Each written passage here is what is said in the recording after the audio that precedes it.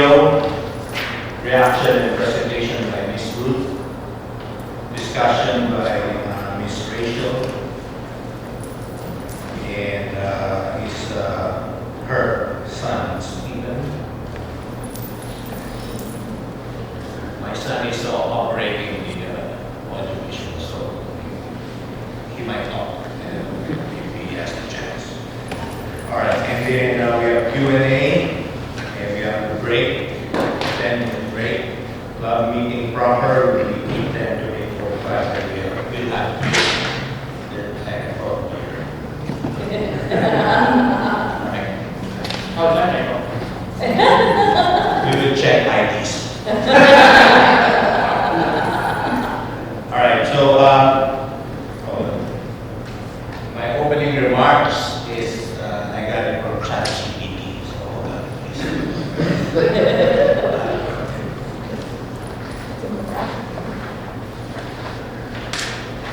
It is weird. Okay. April is Autism Awareness, or sometimes we call it also Autism Acceptance Month. And our club, it is my desire as president of this club to make our club more inclusive. And part of inclusion is neurodiversity, meaning we include everyone in this club. And we hear the voices of everybody, including voices that are not usually heard. And on that note, I would like to start our activity with a video presentation, TED Talk from Dr. Temple Grandin. She's an autism expert. So she's an expert in autism, but she's also autistic. Okay, let's hear from her. Okay.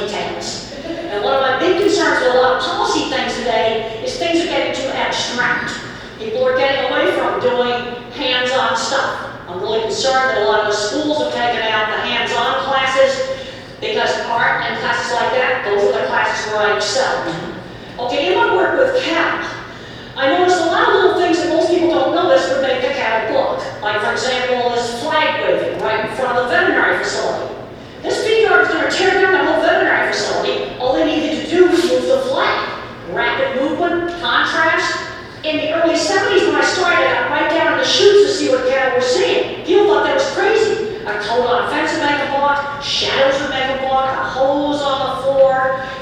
weren't noticing these things. Chain hanging down, and that's shown very, very nicely in the movie. In fact, I love the movie how they duplicated all my projects. That's the geek side.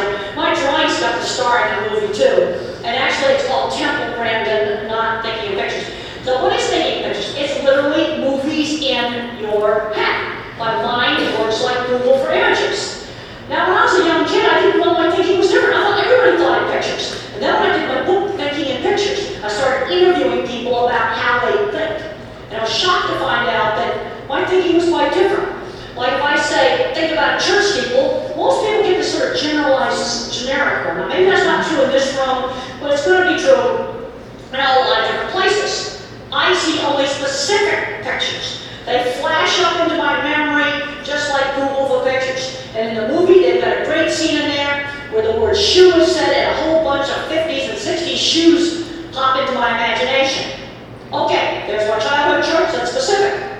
There's some more, Fort Collins. Okay, how about famous ones? And they just kind of come up, kind of like this. Just really quickly, like Google for pictures. And they come up one at a time. And then I think, well, okay, well maybe we have snow, or we have a thunderstorm. I can hold it there and turn them into videos. Now, visual thinking was a tremendous asset in my work designing cattle handling facilities. And I've worked really hard on improving how cattle are treated at the slaughter plant. I'm not going to go into any gucky slaughter slides. I've got that stuff up on YouTube if you want to look at it. But one of the things that I was able to do in my design work is I could actually test run a piece of equipment in my mind. Just like a virtual reality computer system. And this is an aerial view of a recreation of one of my projects that was used in the movie now, so I just so super cool. And there are a lot of kind of Asperger types and autism types working out there on the movie set too. But one of the things that really worries me is where's the younger version of those kids going today? They're not ending up in Silicon Valley where they belong. Now, one of the things I learned very early on, because I wasn't that social, is I had to sell my work and not myself. And the way I sold livestock jobs is I showed off my drawings, I showed off pictures of things. Another thing that helped me as a little kid is, boy, in the 50s you were taught manners. You were taught you can't pull the merchandise off the shelves in the store and throw it around. Now, when kids get to be in 3rd or 4th grade, you might see that this kid's going to be a visual thinker, drawing in perspective. Now, I want to emphasize that not every autistic kid's going to be a visual thinker. Now, I used to have this brain scan done several years ago, and I used to joke around about having a gigantic internet trunk line going deep into my visual cortex. This is tensor imaging, and my great big internet trunk line is twice as big as the controls. The red lines there are me, and the blue lines are the sex H-matched control. And there I had a gigantic one, and the control over there, the blue one, has got a really small one. And so the research now is showing that people on the spectrum actually think with primary visual cortex. Now the thing is, the visual thinker is just one kind of mind. You see, the autistic mind tends to be a specialist mind. Good at one thing, bad at something else. And where I was bad was algebra. And I was never allowed to take geometry or trig. Gigantic mistake. I'm finding a lot of kids need to skip algebra, go right to geometry and trig. Now another kind of mind is the pattern thinker. More abstract. These are your engineers, your computer programmers.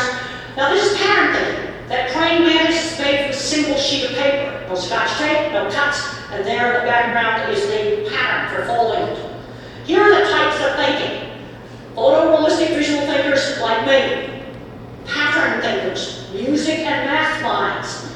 Some of these oftentimes have problems with reading. You also will see these kind of problems with kids that are dyslexic. You'll see these different kinds of minds. And then there's a verbal mind. They know every fact about everything. Now another thing is the sensory issues. I was really concerned about having to wear this gadget on my face.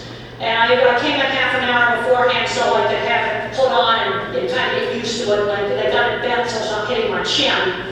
But sensory is an issue. Some kids are bothered by fluorescent lights. Others have problems with sound sensitivity. You know, it's going to be variable. Now, visual thinking gave me a whole lot of insight into the animal mind. Because think about it, an animal's a sensory-based thinker, not verbal. Thinks in pictures, thinks in sound. things it smells. Think about how much information there is there on the local fire hydrant. He knows who's been there, when they were there, are they friend or foe, is there anybody he go mate with? There's a ton of information on that fire hydrant. It's all very detailed information. And looking at these kind of details gave me a lot of insight into animals. Now, the animal mind, and also my mind, puts sensory-based information into categories. Man on a horse and a man on a ground, that is viewed as two totally different things. You can have a horse that's been abused by a rider, they'll be absolutely fine with the veterinarian and with the horseshoer, but you can't ride it. You have another horse where maybe the horseshoer beat him up, and he'll be terrible for anything on the ground for the veterinarian, but a person can ride it. Cattle are the same way. Man on a horse, a man on foot, they're two different things. You see, it's a different picture.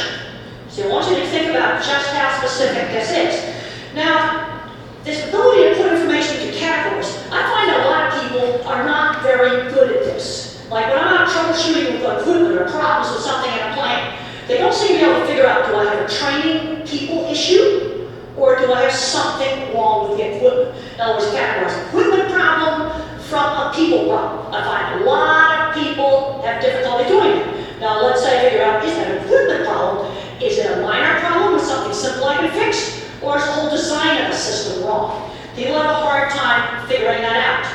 Let's just look at something like, solving problems with, making airlines and safer. I'm a million-mile flyer, I do lots and lots of flying, and, like if I was at the FFA, what would I be doing a lot of direct observation of? It would be their airplane tails. 5 fatal wrecks in the last 20 years. Tail either came off, or the steering stuff inside the tail broke in some way. It's tails, pure and simple. And when the pilots walk around the plane, guess what? They can't see that stuff inside the tail. Now as I think about that, I'm pulling up all of that, specific information. It's specific. See, my thinking's bottled up. I take all the little pieces and I put the pieces together like a puzzle. And here's a horse that was deathly afraid of black cowboy hats. You've been abused by somebody with a black cowboy hat. White cowboy hats, that was absolutely fine. Now the thing is, the world is going to need all of the different kinds of minds to work together. We've got to work on developing all these different kinds of minds. And one of the things that's driving me really crazy as I travel around and I do autism meetings is I'm seeing a lot of smart, geeky, nerdy kids. And they just aren't very social. And nobody's working on developing their interest in something like science. And this brings up the whole thing of my science teacher. My science teacher is shown absolutely beautifully in the movie. I was a goofball student when I was in high school. I just didn't care at all about studying until I had a Mr. Carlock's science class. He was now Dr. Carlock in the movie. And he got me challenged to figure out an optical illusion room. This brings up the whole thing. You got to show kids interesting stuff. One of the things that I think maybe TED ought to do is tell all the schools about all the great lectures that are on TED. There's all kinds of great stuff on the internet to get these kids turned on. Because I'm seeing a lot of these geeky, nerdy kids, and the teachers out in the Midwest and other parts of the country, when you get away from these tech areas, they don't know what to do with these kids. And they're not going down the right path. The thing is, you can make a mind to be more of a thinking and cognitive mind, or a mind can be wired to be more social. And what some of the research now is showing autism is that maybe extra wiring back here in a really brilliant mind, and we lose a few social circuits here. It's kind of a trade-off between thinking and social. And then you can get into the point where it's so severe, you're going to have a person that's going to be nonverbal. In the normal human mind, language covers up the visual thinking we share with animals. This is the work of Dr. Bruce Miller, and he studied Alzheimer's patients that had frontotemporal lobe dementia. And the dementia ate out the language parts of the brain, and then this artwork came out of somebody that used to install stereos in cars. Buscas la clave, pero primero te That's YouTube for you.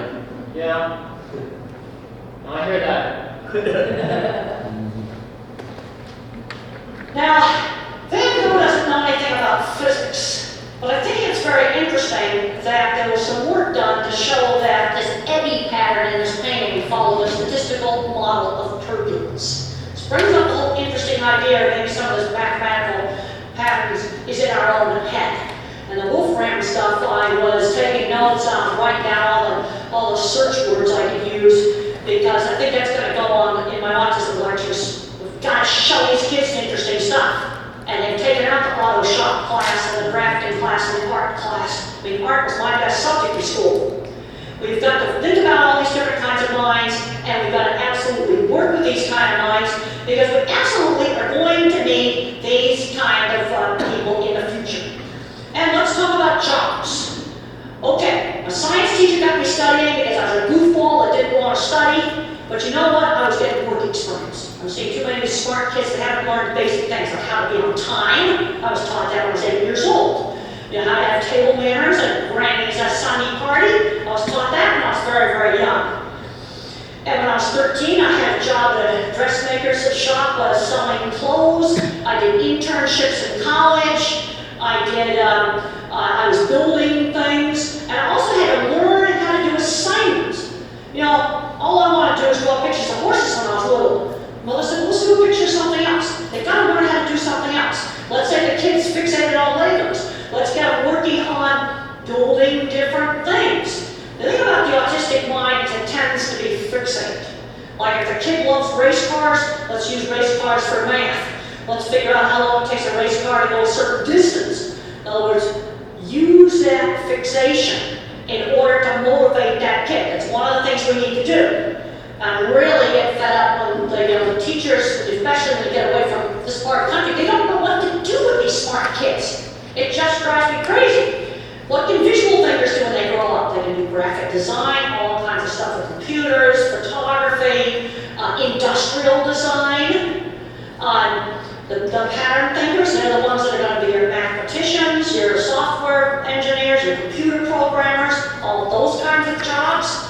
And then you've got the word minds. They make great journalists, and they also make really, really good stage actors. Because the thing about being autistic is I had to learn social skills like being in a play. You just have to learn it. And we need to be working with these students. And this brings up mentors. You know, my science teacher was not an accredited teacher. He was a NASA space scientist. Now, some states now are getting it to where if you have a degree in biology or a degree in chemistry, you can come into the school and teach, biology and chemistry.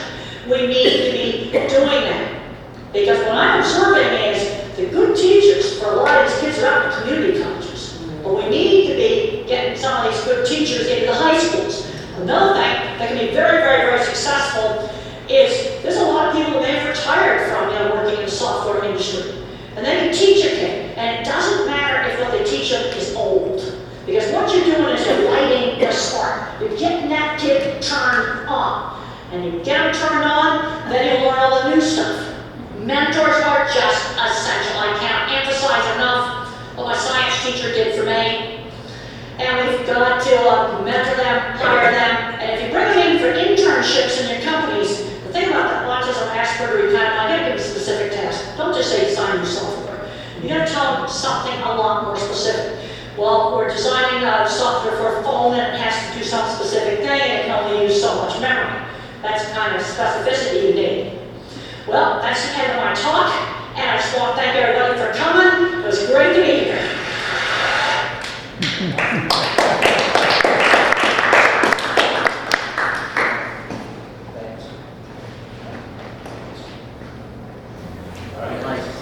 Eve is an autism specialist who currently works for the State of Maryland Division of Rehabilitation Services, or DOORS.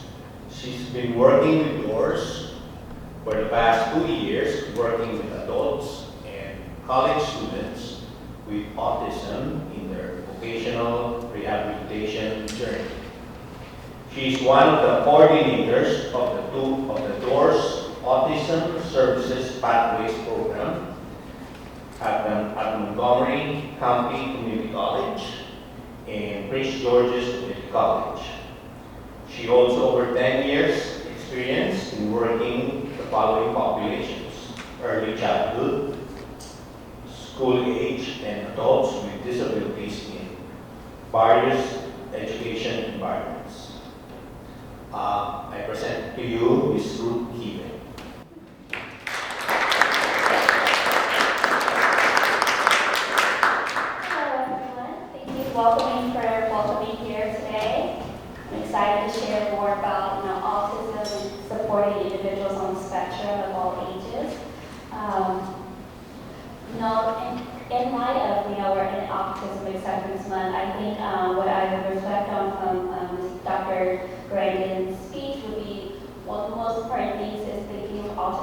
spectrum, right? So when we say spectrum is there's a range. There's no one exact autistic individual who will look exactly and act exactly like another autistic individual.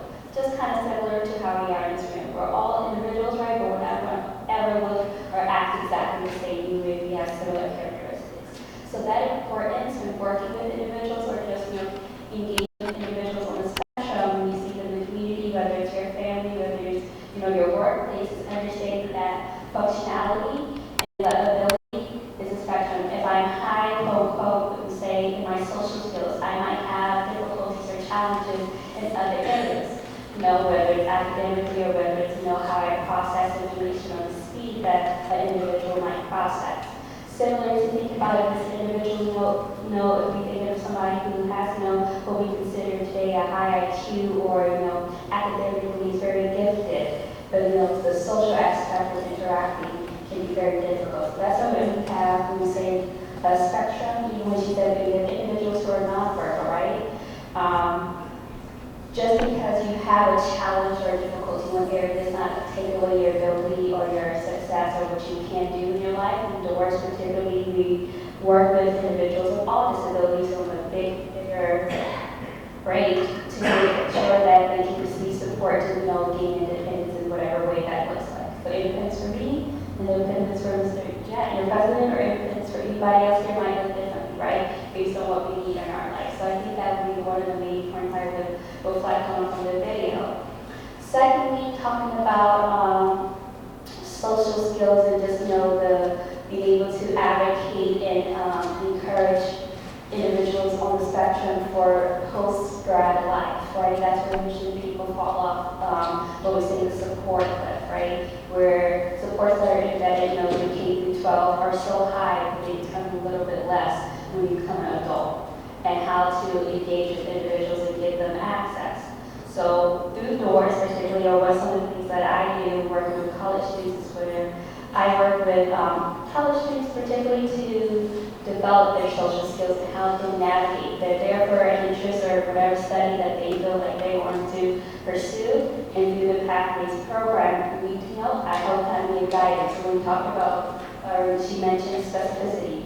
So a student might know how to do their assignments, but not know how to get started, right? That's an executive functioning difficulty, right? Or I know how to do my assignment, I'm super specific on the detail of the topic that now I'm taking maybe hours or days to figure out my topic, where now it's a page or paper that you have a topic choice, a thesis. Now you do an outline, a rough draft. So we kind of get to those stages of assignments we find there's a lot of difficulty, but some individuals on the spectrum. Also thinking about engaging individuals with their interests and connecting their interests to employment opportunities within them. So I always use my example for some of my students. I have students who like she said, are might be very visual thinkers or interested in game simulation, game design, graphic design. I have some students who are interested in the arts. I have a student who's just interested in history. Doesn't know what he wants to apply that with in the future, but he knows I'm interested in learning about history and how that impacts. I have students like I love politics, I want to figure out how does my interest of reading the newspapers, reading what's going on in the political scene, how does that apply to life? So engaging individuals with their interests, or even if that interest is a fixation, something that they kind of stick to, and how do you connect them to see what does that interest look like in a point of view? Because especially in today's age with modern society, where you literally can create jobs of your own, you can be your own entrepreneur in literally any field as long as kind of have support, like you said, a mentor to help guide you, as well as there's so many jobs that exist today. Look at YouTube for a very great example. I'm sure there's a 6-year-old making a lot more money than I am, reviewing toys, right? Online. So there's so many different things. So we want to kind of open at least the limits on individuals and kind of connecting them with employment opportunities in their interest fields, and also connected to supports that look like that. So whether it's social supports, whether it's getting engaged in community organizations, so I would go through that program to help them get that track, keep on track. So like my college students, do weekly meeting recaps. I know some of my students' memories are a very difficult thing. They're paying attention to class and be like, I have no idea what we just talked about. So I know, for example, I do meeting recaps. It's like very bulleted, dated kind of list that help them keep track. And for some that works, for some that doesn't.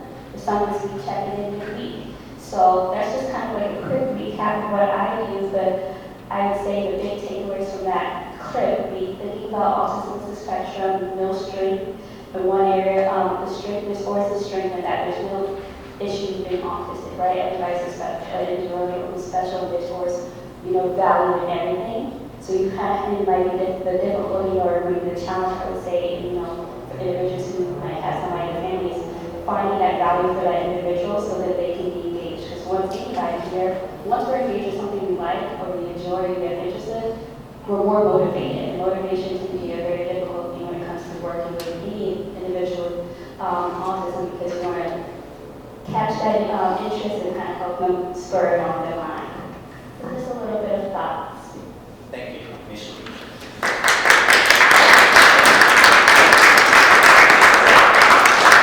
Okay, and now we will hear from Ms. Rachel. Is this the one? Serving Buddha, and I'm gonna introduce you first. It's on my phone again. Rachel Serving Buddha is an author and a mom with eclectic interests and abilities.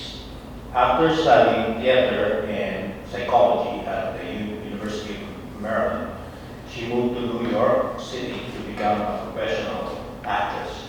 Several years later, and many dollars poorer, she returned home and started a family. She has successfully developed a part-time photography business, and she lives with her amazing son, Stephen, who is the light of her life even when times are dark. I present to you Ms. Serving.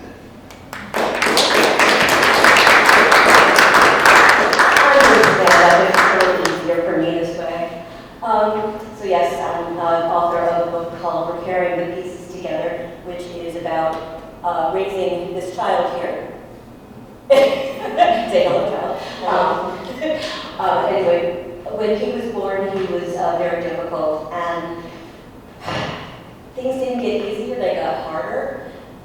I was not aware completely that he had autism until he was 16.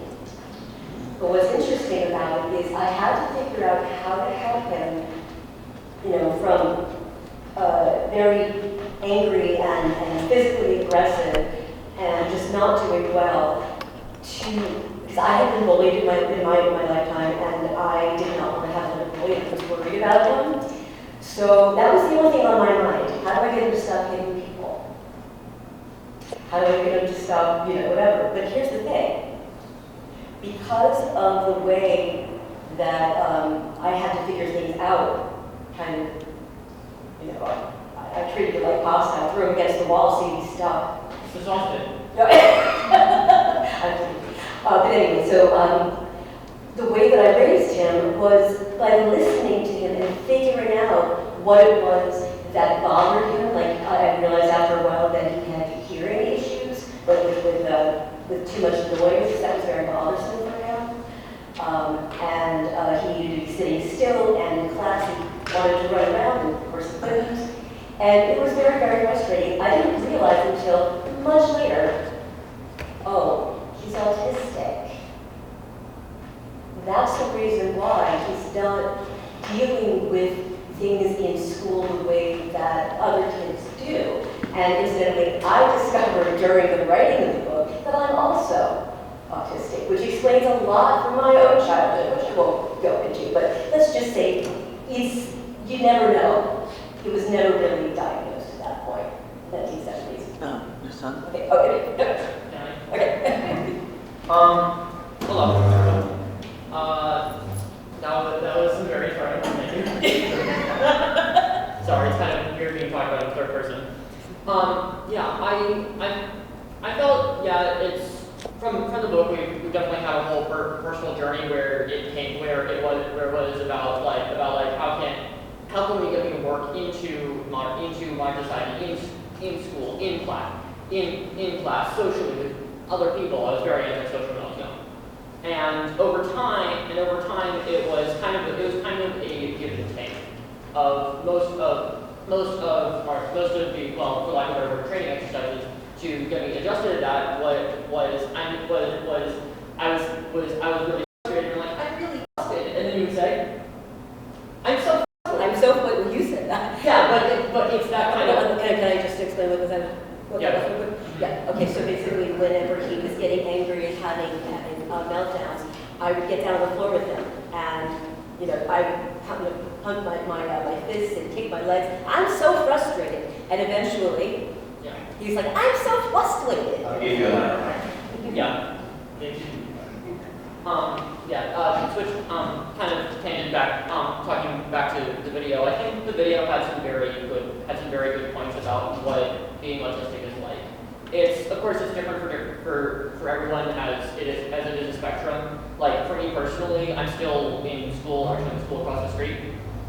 And one of the issues I'm having in school is they are giving projects that just don't have directions that are specific enough for me to understand. They say do this, and they say to do a thing, and it's usually kind of vague. For me, I personally prefer instructions that are step by step. If you want me to make a box, tell me, okay, you need this much cardboard, and then where to fold it. And so, it's those kinds of things. And the way that school does those instructions, it's not particularly helpful. And so, yeah, there is a kind of learning curve of myself of not only do I have to do the assignment, but I also have to understand the intention of the assignment they're giving me. And that can be very difficult. And I just wanted to point out that through his years at school, the years that he had a teacher who understood him, he got very good grades. The years he had teachers that didn't understand him, he failed. He's very close to failing this year because we've talked to, well, I'm sorry. You're not going to, I'm just saying that the point is that education system should not be, he's a very intelligent kid. He was going to class all the time and listening and getting into discussions, but because he couldn't do the assignments the way the teachers wanted him to, they were giving him failing grades, and that's wrong. Yeah, It's just wrong. Yeah, I was very engaged with the subject, but I wasn't engaged with the way they were teaching it. It's not about how well do you understand the subject, it's how well can you prove you understand it. How well can you do the assignment, rather than intent. Intent doesn't matter so much. And a thing that school just struggles with in general, I think, for autistic students, is that the way it's designed, well, not only is it over 100 years old, it hasn't been changed very much, but also that it is designed for neurodivergent people, and so it's very round. Oh, it's neurodivergent. My bad. No, but it's designed for neurodivergent people, and so it's very rounded. But how the autistic mind works, like they said in the video, is that there are strengths and weaknesses, well, flaws. Let's say flaws in different areas, and just like anything with anyone, they need to be worked around and with, and so for what's helpful for one student won't be helpful for another one. And it's trying to figure that out and working with the students instead of having to just be generic curriculum. If I had just let him go, I don't know, he could have ended up being a criminal. Who knows? But I think. Wow, would be our.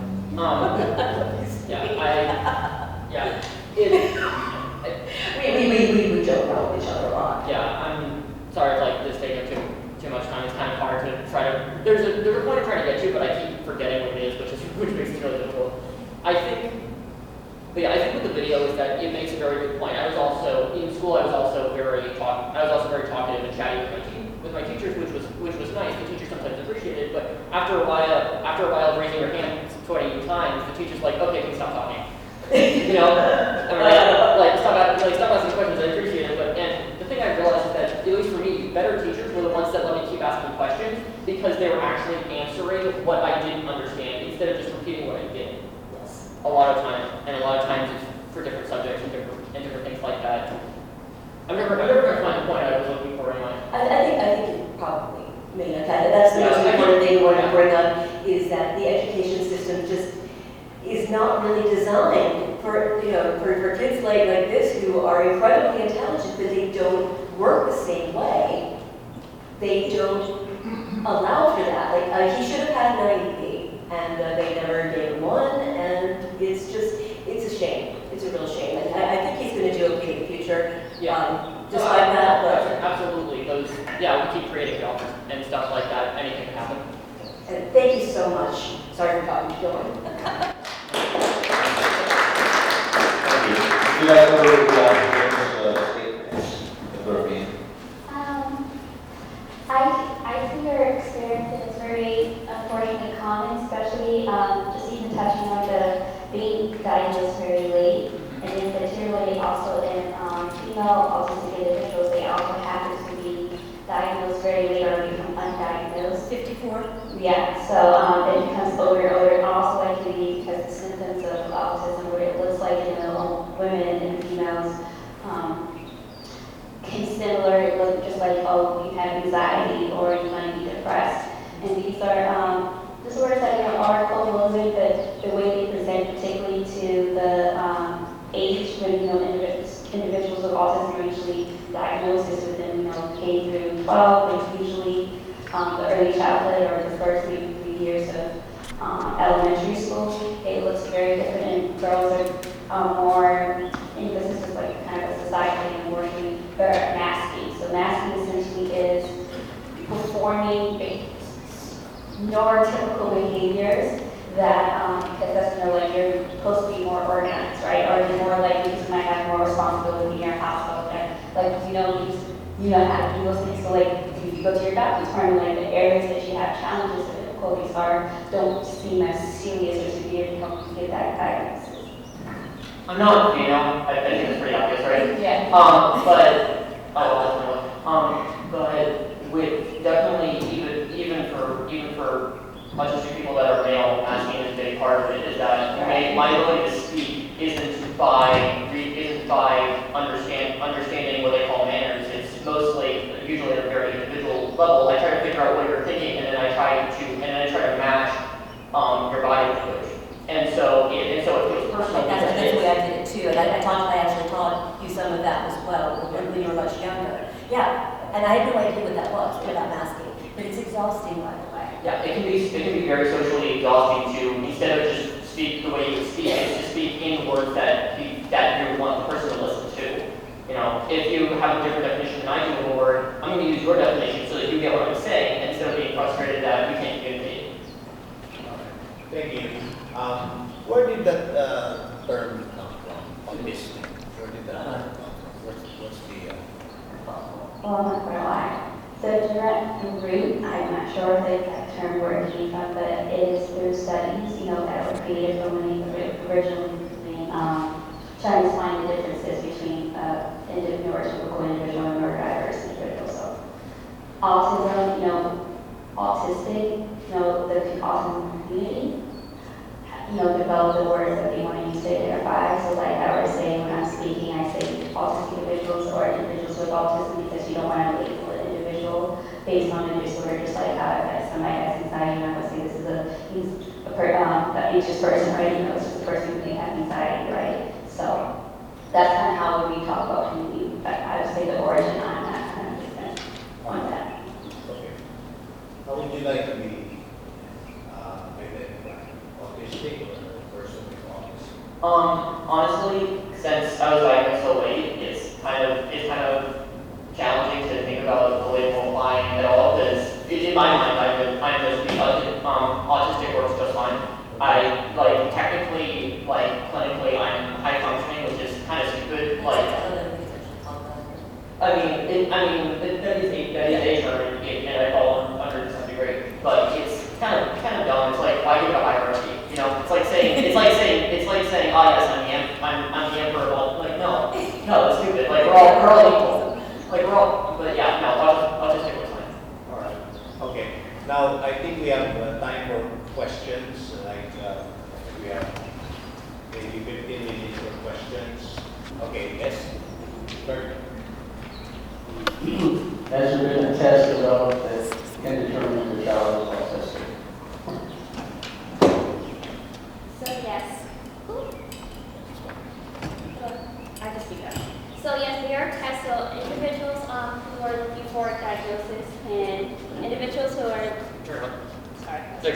individuals who are looking for a diagnosis are to speak to their either their doctor, their adult, or the children's doctor and ask for an evaluation. So the tests differ based on the age of the individual. Children's tests are different because if you think about like a 3 or 4 year old provider who is doing similar things. They're not fully verbal or contextualizing things the way, an adult would. So those tests are based on the age, but you ask for a evaluation at the doctor, and you can say these are things that I'm looking for. So when I used to work as a preschool teacher, I had some kids who were already diagnosed or on the track to getting diagnosed. So some similar things that they look for to individuals not making eye contact, but these tests can test multiple things because they can be different things at once. And the test help kind of get a clarified picture for the parent. Also, it can be like if the individual's nonverbal, is it a hearing issue? Is it a processing issue? Is it a sight issue? So these are tests that usually you can ask or request for that you can start recognizing.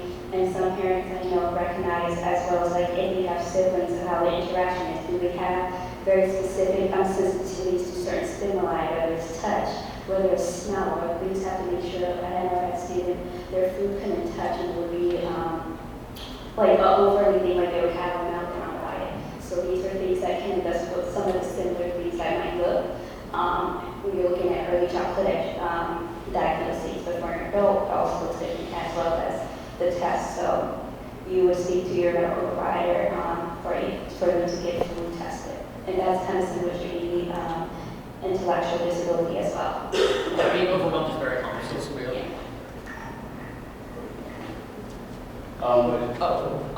Yeah. It honestly is all about it. I agree. It can be very easily it's very easy to be overwhelmed if certain stimuli are about us, whether it's hearing or touch. I was with the test when I was clinically diagnosed. Part of the test I remember was like some kind of like it was like pattern recognition thing. So it would be it's similar to an IQ test, at least for my age group of the test I was given, because it tests, at least to my knowledge, tell me if I'm wrong here, but it tests how your brain connects different ideas together and basically how information travels between your synapses, rather than the knowledge that you already possess. Do you have a follow-up? What percentage of people are autistic, and how is the public school system handling that? So within the state of Maryland, there's an organization, I want to get you the exact number so I have it. Okay. I don't want to give you the wrong one, so let me just sign on to my computer. So when it comes to school systems, you can only track what is what's diagnosed. So not every school system will know their numbers because you might have undiagnosed new students in your population. Now the school systems don't send out that information for community-based, but like if you were working with a student, you can ask the counselor or their support services team or IEP team, where are they finding more individuals with autism. So in the state of Maryland, there's an organization that's Pathfinders for Autism. It's an organization that does a lot of work in workshops, information for just communities to learn more about autism and provides resources for individuals, whether you're a parent, caregiver, or family, or you're looking for yourself. So we also partner with, there's Trinity Krieger, but there's also Autism, Autism Developmental Disabilities Monitoring Network, and they partner with the CDC, and the states that buy-in or are part of this program are tracking their numbers each year about what are they finding the prevalence of autism. Is it increasing? Is it decreasing? So last year, the rates for this year have not come out. So nationally, 1 in 36 individuals are on the spectrum, 1 in 23 boys or males, 1 in 88 girls. And this is from 2023. And so in the state of Maryland, 1 in 43 individuals are on the spectrum, 1 in every 27 male or boys, and 1 in 116 girls. And you're finding that the diagnoses for individuals who have autism, who are female or identify as female, are increasing because, like we said about the individuals of all ages, or particularly older, are getting more access as we start becoming more and more inclusive society, and awareness and acceptance of different disabilities of all areas are being more spoken about, and it's more accessible and to get services. You start to recognize, oh, if these things are here, let me ask my doctor. But if this is considered a normal thing or something that, it's just something that happens, you're not going to be inclined to be like, oh, is this something I should be worried about, or is this something that I need to be a diagnosis for? Just think about, now that we know we need to get a flu shot every year, right? Before it was like, oh, everybody gets somewhat sick during this time of year, but now with more awareness over time, that became a thing. So that's kind of where you see the rates are increasing, because awareness is increasing, education is increasing, access to getting diagnosis is increasing. Can I add one thing?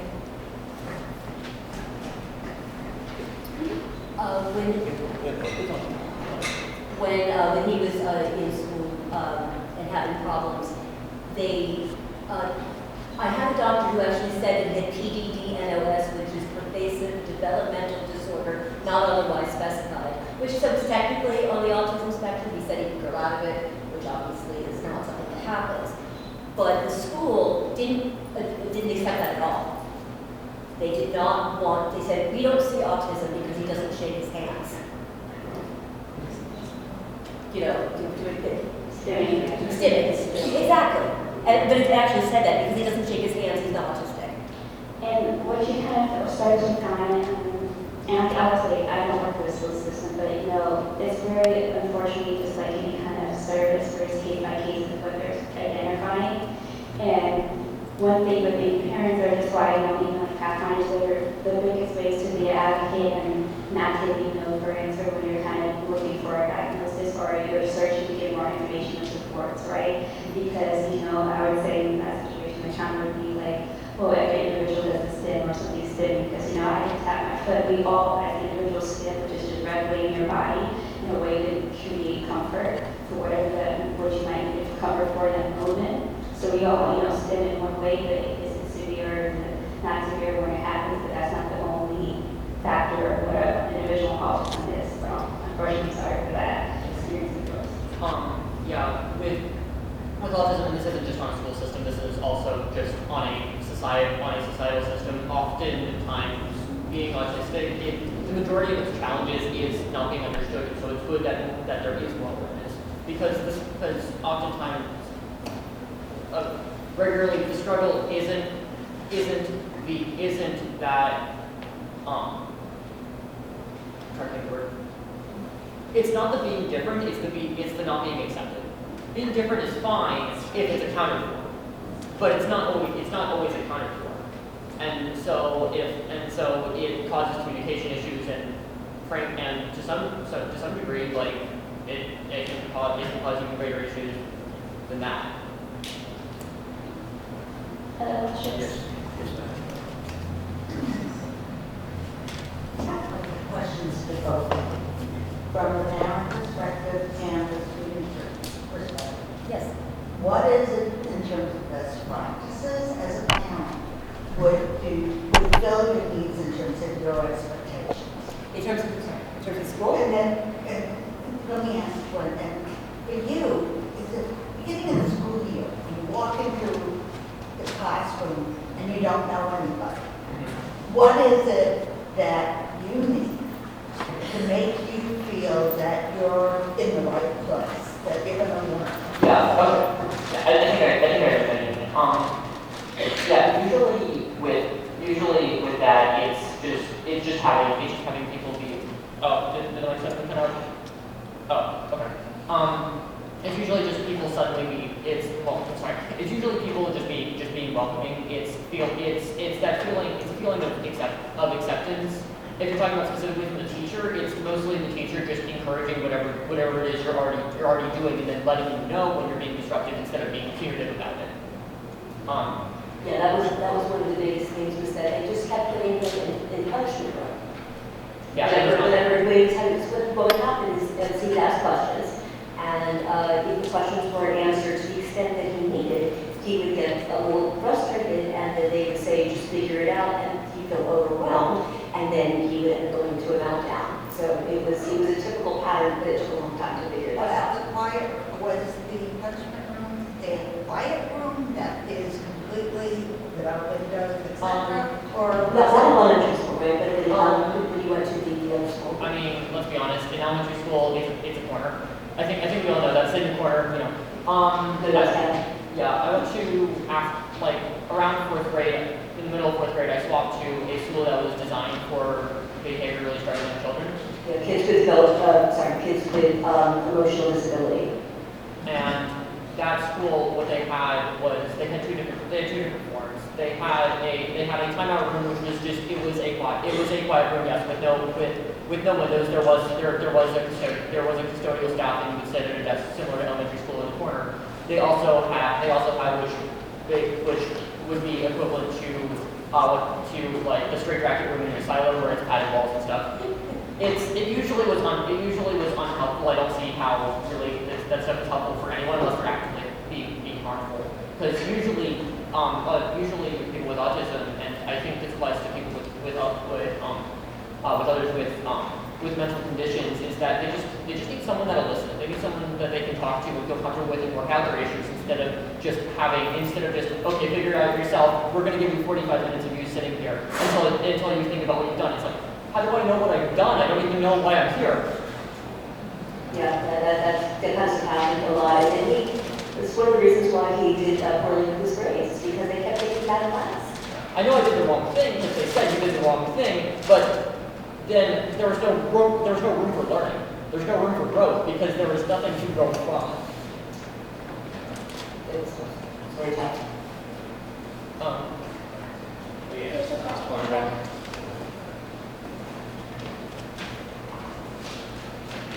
Thank you.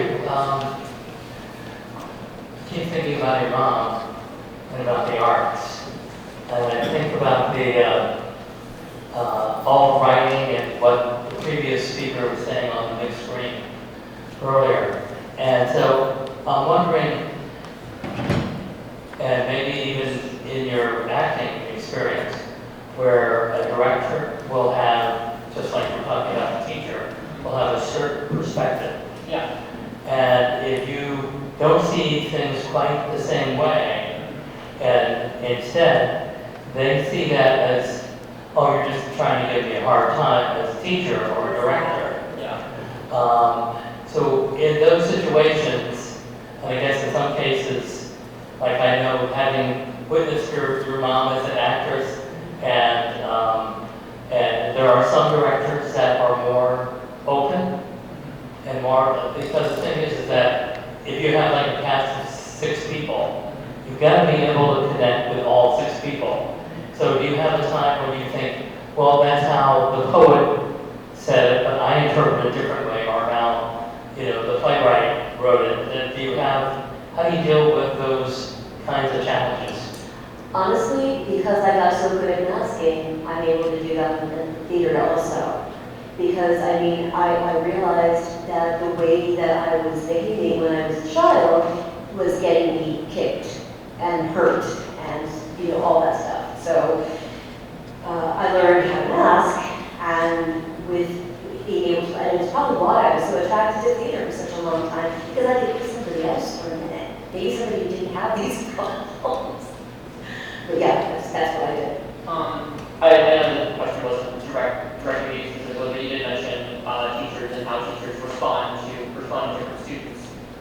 Teachers tend to have a habit of they teach their way, and that doesn't work for every student, regardless of what the student has or has not or isn't. Is that the teacher teaches the way they learn usually, and also teachers, especially talented ones, struggle with the I'm not getting this. What am I doing wrong? Because to them, it's like, well, it's easy, I already know it. It's like, yeah, you know it, but we don't. And so it's very like, teachers, sometimes the best teachers think like their students, okay, how can we build up from, okay, what are you struggling with? And the teacher might ask the student, what are you struggling with? And the student's like, I don't have the words to explain what's wrong. I can show you what I'm doing, but it doesn't make sense to me because how the teacher is going to hear the student saying is that the teacher basically is giving broken English and then asking the student to speak in clear English. And that doesn't always work. And, but yeah, when we were talking about the directors, sometimes directors will have their own artistic vision and they want it done. They just want it done. In which you're not hiring actors, you're hiring robots. And I just a real quick follow-on point both of you made. I'm understanding that my favorite composer of all time is Beethoven. Beethoven had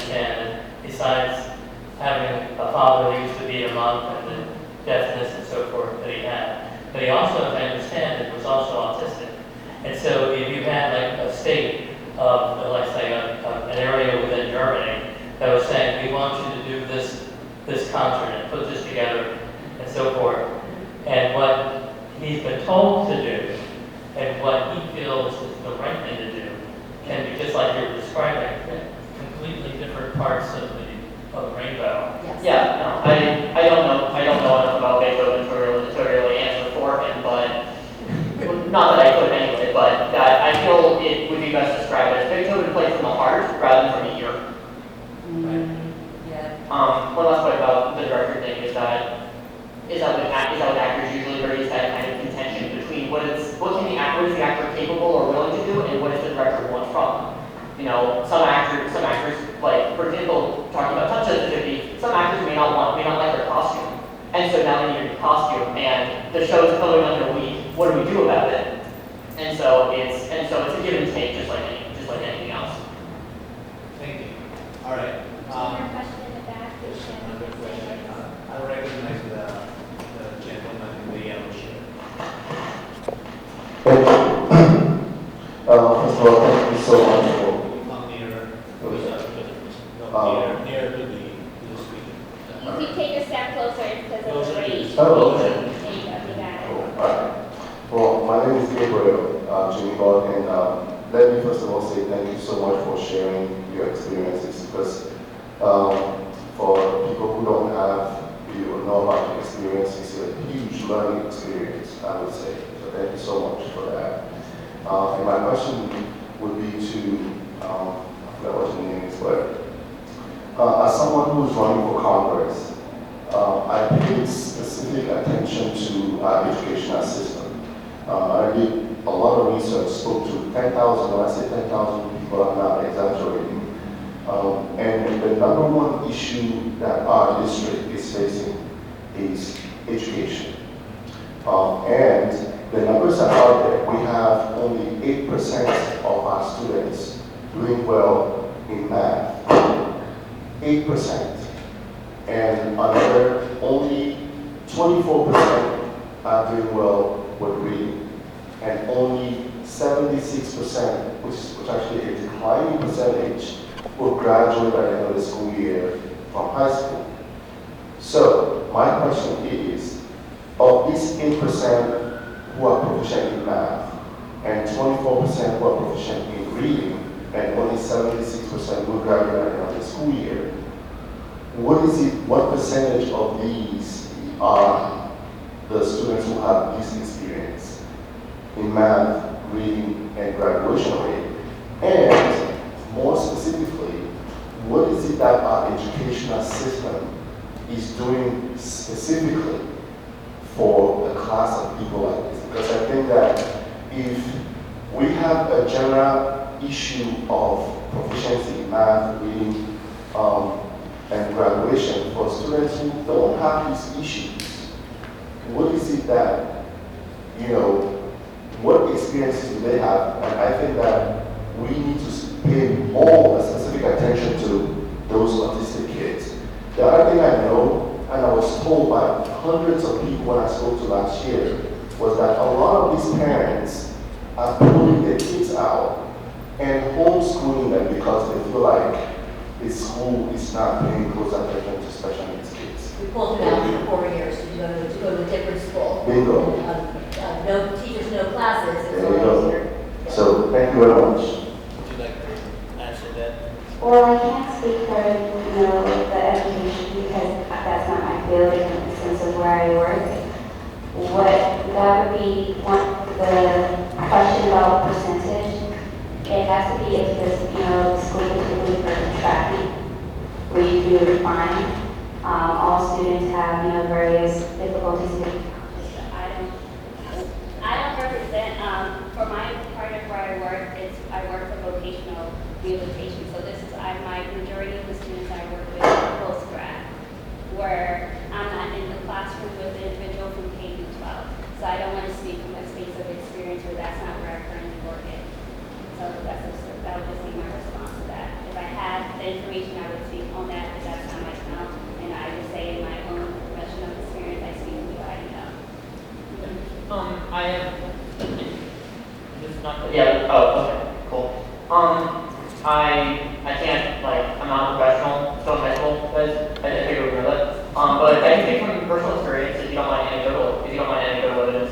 I think I don't know about with the whole reading thing because I still struggle with reading, but I think I'm part of that 8% that is proficient in math, and I actually kind of prepared something before I was thinking about this, probably going to finish them up. But I think the thing with math is that, and at least my struggles, and this might apply to a bunch of other students, is that the way we teach math is we're given the expression, and then the teacher tells us how to do the formula for that expression, but we're never actually given the tools in order to identify what expressions require which formulas. Because math is, at least for analogy, math is a tool belt, and each tool is a formula. But they give us a hammer and then don't tell us what a nail is. It's like what I was saying before with English, is that it is like broken English. It's like it's English without the vocabulary. We can understand the formula, but don't know where to apply it, which can make things really difficult. And I think this applies to testing with math as well. Of that most students is that they either know the answer or they don't. Because it's not, do I remember the formula? That's the hardest part. It's, do I know which formula applies? And so if you apply the wrong formula, you get the wrong answer. And that's what the testing shows, is that we're getting the wrong answer because we're applying the wrong formula, not that we're not learning what the formula is. I think, at least from my personal experience, that's what I noticed. I find that teachers that have helped me are the ones that take the information, they show me the expression, and then they show me what it does. Those word problems, and actually showing me the results of the word problems. Like, not many students know this, but algebra and geometry are linked. They are the same thing, expressed in different ways. For students that are more visual, maybe explaining algebra and then showing them the graph. The geometry graph of it would be helpful. For students that work better with reading, take the geometry and show it in algebraic form, and show us not tell us these are the formulas and these are the expressions. Tell us how they're connected. And I feel like history also could do some of that as well. It's not linear, it's a bunch of different things happen all at the same time, and let's figure out the relationship between these things, rather than let's just figure out the order that happened. All right, thank you. Unfortunately, we don't have any more time for our discussion because we have a meeting to conduct after this. I'd like to thank our guest, Ms. Ruth Kive. We have some materials here that you can take. So I have information. So as I said, it's from the Division of Rehabilitation Services, the state of Maryland service. So we doors essentially helps any individual with any disability, help get them connected to supports that they need connected to employment and their vocational journey. That was various different things, whether it's equipment for assistive technology, whether it's participating in a work training program, whether it's getting connected to employment supports. So I have pamphlets for any individuals who maybe it's for you or maybe it's for people in the community you're welcome to. It is an eligibility-based service, so you apply for it in your local office based on where you are in the state of Maryland. We'll reach out to do an intake meeting, and then you go through the eligibility process. And if you are deemed eligible to receive services, you have access to that. You will meet with a doors counselor, who then you kind of work with step by step to kind of create a specific plan for you and what your goals are. So I have information there. Also, my specific office that I work at is located in Baltimore, Maryland. We are the Workforce Technology Center, short WTC. And we have variety programs for individuals, all ages, as long as they're doors consumer, that we have specific training programs for students who know or individuals who post-grad is not what they're looking for, whether they're going to college, but they want to just learn hands-on skills. So we have a food service training program located at our building. We also have an environmental services program. We have a CVS retail and CVS pharmacy tech program. And some of these programs are connected to community college programs where your instructor is somebody who is also teaching that program at their school. Paul's, which is if somebody's interested in working with the professional animal caretaker. We have training program for that, as well as some auto programs, auto detailing, getting your general DST, general service tech. So these are some hands-on, and childcare also. We have childcare, maybe some hands-on programs if you know anybody in your community or you yourself. We have some flyers to be connected to those services. We also, as doors, have deaf and hard of hearing services, and also help for independent living. And then my last little PSA is that for specifically for the spectrum, or individuals on the spectrum, we have programs for if you know somebody's going to community college. We have programs, like I said, I work in Montgomery County Community College, and more recently Prince George's County Community College, where we also have Pathways, which is the program I work with at Anne Arundel Community College, Baltimore City, and Baltimore County Community College, as well as Howard County.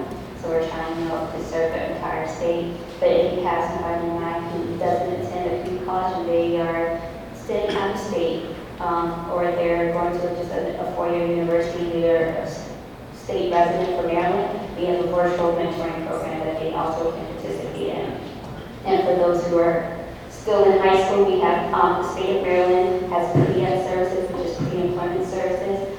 All students with any variety of any disability are able to access this program to receive it starting from middle school, which is like middle school 14 to 21, I want to say exactly, and they can get work experience, work site experience, and that is not based on eligibility. As long as you have a disability, you're able to have access to those services. So if you want more information about that, you can please come see me. I'll stay around for about 10-15 minutes before you guys leave your day. Thank you. Yeah, just like animation. Let's show, don't tell. All right. Thank you.